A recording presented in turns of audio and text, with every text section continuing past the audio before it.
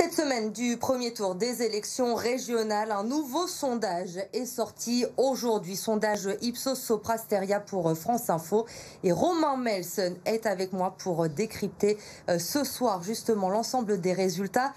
Bonsoir Romain. Bonsoir. Premier constat en regardant ce sondage, alors qu'il n'est même pas encore officiellement candidat.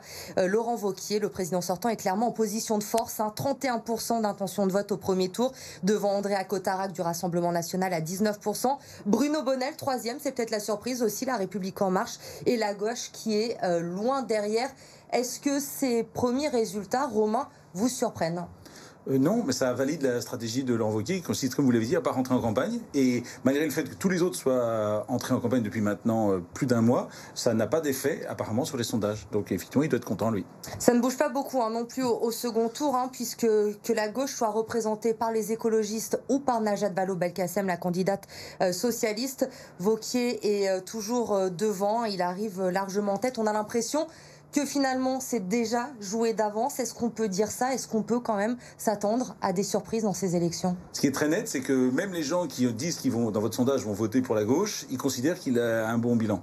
Ce qui est net, c'est qu'effectivement les gens sont un peu perdus, sont pas très intéressés par cette élection. On le voit très bien dans les réponses. Quand on demande les préoccupations des Français, vous l'avez dit, des habitants d'Auvergne-Rhône-Alpes, c'est des choses qui n'ont aucun rapport, des préoccupations qui n'ont aucun rapport avec l'action de la région.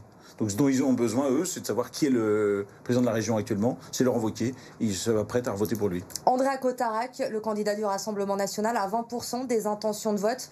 Il peut créer la surprise. Ça peut être lui, le candidat, qui va venir bousculer Laurent Wauquiez. Non, Christophe Boudot, il y a 5 ans, il y a 6 ans, en 2015, était à un niveau élevé aussi. Il y a eu une triangulaire. Il n'avait pas de réserve de voix, donc il n'y a pas de surprise possible. Alors vous l'évoquiez, Romain, Laurent Wauquiez, qui semble bénéficier de son bilan. 62% des sondés estiment que depuis 2015, son travail est excellent ou bon. Et ces résultats sont liés aussi aux préoccupations des habitants de la région. La délinquance, la crise du Covid, l'immigration, ce sont des thèmes sur lesquels Laurent Wauquiez est très présent. Eh bien oui, d'une certaine façon, mais c'est pas facile parce que vous voyez, la délinquance qui est la préoccupation numéro 1, si vous voulez, la région ne peut rien faire pour la délinquance. Ils n'ont pas de police, ils n'ont pas, oui, donc ils font rien. Alors vous, la crise du Covid, vous avez raison, il a joué un grand coup à Noël en disant je fais des tests, je fais tester tous les gens qui veulent aller voir leurs proches. Donc ça c'était bien vu parce qu'effectivement on sent que les gens sont très intéressés par la question du Covid. Mais la région n'a rien à faire avec le Covid normalement, vous voyez. Et alors ce qui est incroyable, c'est que dans votre sondage... Mais Laurent Wauquiez est très présent, on le voit ces derniers mois, depuis le début de cette crise, sur ces thèmes. Il montre qu'il est présent. Et finalement, il fait un peu campagne sans vraiment se déclarer candidat. Vous avez raison, mais quand on regarde les dernières préoccupations, les dernières, celles qui intéressent vraiment pas les gens actuellement, c'est-à-dire l'école, la culture, le transport, le développement économique, ça c'est vraiment les thèmes de la région. Ce à quoi il s'est occupé Laurent Wauquiez depuis 6 ans, c'est ça. C'est le transport, les lycées, parce qu'ils financent les lycées, les transports parce qu'ils financent les TER. Et vous voyez, les gens ne s'en occupent pas du tout. Et alors effectivement, il s'est dit, du coup, il faut que j'aille parler aux gens là où ça les intéresse, c'est-à-dire le Covid, quoi.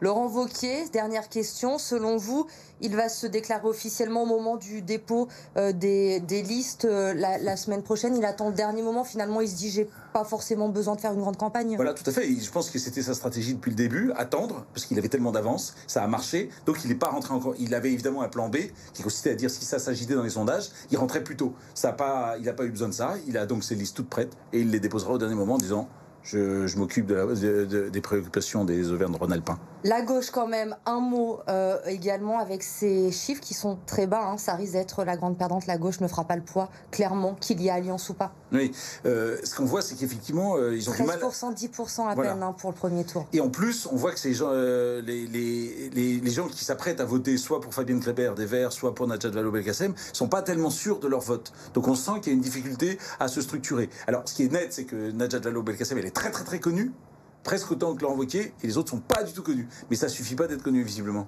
Et on va voir ces prochaines semaines qui vont être passionnantes. Romain Melson, merci pour cette analyse en tout cas de ce sondage sur BFM Lyon. Merci Romain.